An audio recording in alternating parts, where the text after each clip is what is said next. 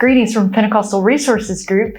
So excited to come to you today with another training thought for our teachers in local churches. And this thought is really probably for our children's teachers, but probably all of us can apply some of the principles. I'll start with a story of what not to do. Sometimes I share an anecdote from a teaching experience in my local church, and I hope every once in a while those give some positive examples. But let me be a little vulnerable today and share a teaching story of maybe what we shouldn't do. So in our church, I serve as discipleship director, and so I'm in a season where I'm teaching adults. But I've told our children's team, if you ever need help, if you need a substitute, I'm happy to come in and help. So about this time last year, the children's teachers in one of the classes in midweek, they were unavailable for 2 weeks, so they asked if I could sub. And so I get another volunteer who doesn't normally teach, and the two of us were going to take care of those 2 weeks. First week, great. It was a great lesson. I used some of the curriculum from PPH, and I made sock puppets. We had these fun games and activities. We had an amazing time. I loved it. Now, as you all know from teaching week in and week out, anybody can be a hero for 1 week. But of course, the hard part of teaching is every single week to show back up and pull out another trick and do something else to engage with students. And so week 2 rolled around, and it happened to be a very busy time in my personal life and at work. And I will confess to you what I know none of you great teachers do, and that's I looked at the lesson the night before. Now, we can talk in just a second about what I should have done instead. But I looked at the lesson the night before, and it called for some supplies that I didn't just readily have, and I've got to go to work the next day and go from work to church. And, well, it was just an uncomfortable situation. So I figure out some workarounds. I show up at church, and I did focus on the Bible lesson because I do believe in the importance of teaching God's Word accurately and engagingly and creatively. So I would like to think that we had a good Bible lesson. But as we finish up the Bible lesson, I look at the time and I realize Pastor's still talking downstairs. We got to do something else here. And so the other teacher had brought some coloring sheets. And so we've got the boys at one table and the girls at one table. And so we start passing out coloring sheets. And the girls grab their colored pencils and crayons, and they're having a great time. They're talking, they're having fun. I'm passing out the coloring sheets to the boys' table. And I get to a student, and we'll call him Caden. And I pop the coloring sheet down for Caden. And he looks up at me and he says, "Are you serious right now?" And for a second, like, all of us, me included, we're staring, what is happening in this moment? And the other students are looking to what's going on. And Caden is just so dumbfounded. He says, "Are you serious right now?" He said, "I've been at school all day long, and we're gonna color now at church?"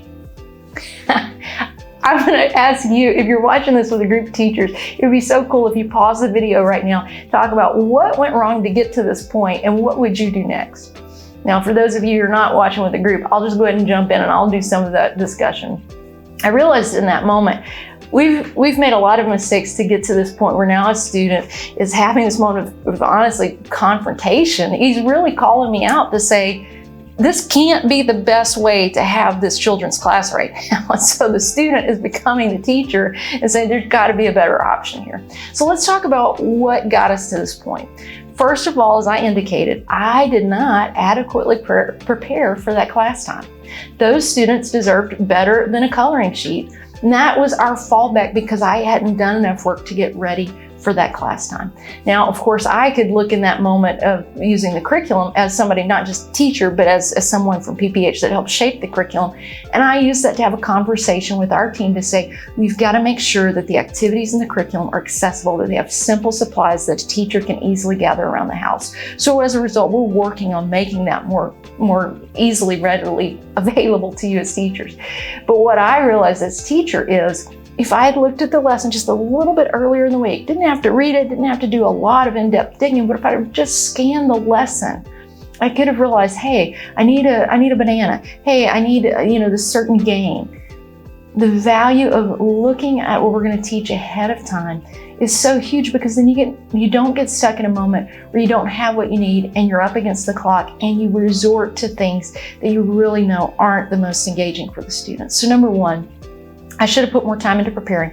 One of the great videos we have in our Ministry Central Teacher Certification Program talks about when you finish one lesson at church, before you leave church, flip through the next lesson just so your brain is already ready. You don't have to read it, you don't have to spend a lot of time, but just flip through that next lesson so your brain is already thinking about how you're going to prepare, supplies you need, anything you need to be thinking about.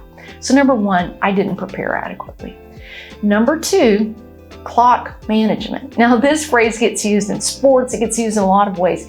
It's important for us as teachers to think about the way we're going to use our time. Preparation is not just the spiritual preparation, which we certainly should be doing. It's not just gathering the supplies, but it's walking through that lesson in our heads. Maybe you even practice certain parts of the lesson, so we understand how the flow of time will be with our students.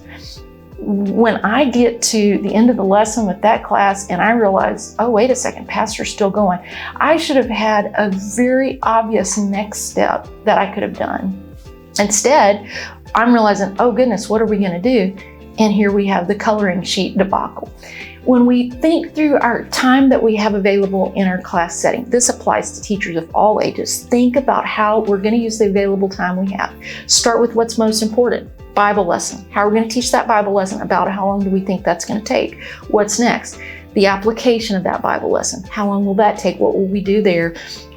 Think through all the big blocks of your lesson and what time you're going to need, and then have those backup activities, if it's children discussion, whatever that looks like for the age you teach.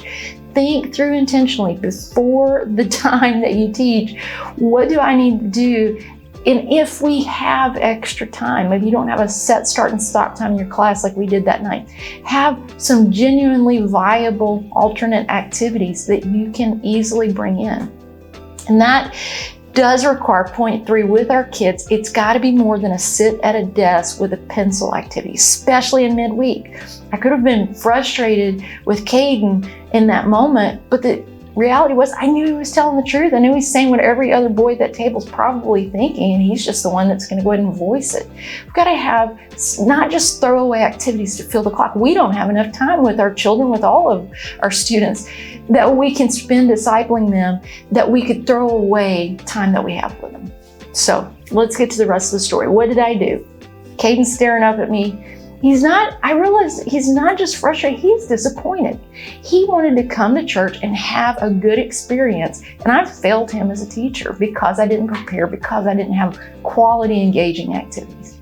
So we've got this half a second where I'm trying to think, all the other kids are watching on, is he in trouble? What's about to happen? I take about a half a second. I say, okay, you're right, everybody up. And so they're a little nervous. Are we in trouble? What's happening? I walk them over. There's a whiteboard in the classroom. I walk them over. Now there's an old-fashioned game that we used to play in schools and churches. And it's a little too morbid, and there's some reasons why we don't use it anymore. But what we do is we play Melt the Snowman. So I draw a snowman on the board, and he's got his stick arms and the whole works. And then I just draw the letters for a key phrase from our verse that week, the Bible verse that we had been focusing on in the lesson. And we just take turns. It's very simple. It's not much more than the coloring sheet because it's on the fly. I didn't have a lot of time to think. But it's a way that I know is going to, number one, get them moving. Everybody gets a turn and we rotate. So everybody's up and moving, and they can either, if they get the letter right, that's part of the phrase, they can write it in. If they get the letter wrong, we erase part of the snowman. And we're trying not to melt the snowman. We're trying to get the magic phrase answered before the snowman melts. And so we very simply process that game. They're excited because they're up and they're moving and they can do something. And I know that at the very least, we're at least reinforcing the main phrase from the Bible verse, something that's not just a throwaway activity, and it's not just boring them. So that's how in that situation we made an on-the-fly save. But the real point of this video is do that work ahead of time to prepare so that you are using the available time you have in meaningful ways to reinforce something from your Bible focus and something that gives the students something that they can have a good experience with.